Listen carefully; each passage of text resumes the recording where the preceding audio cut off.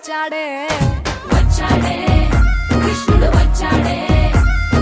యమునా తీరాన ఉన్న రాధను చూశాడే చూసాడే రాధను చూసాడే ఫ్రూటులేని గోపాలుడే సుటు వేసే భూపాలుడే మీసమొచ్చిన పాలుడే మాట వెంట పడిపోవుడే కటిక చీకటిలో కన్ను కడతాడే వెన్న ముద్దలని వెంట పడతాడే కోల చేస్తాడే కాలమేస్తాడే మాయలోడు వీడే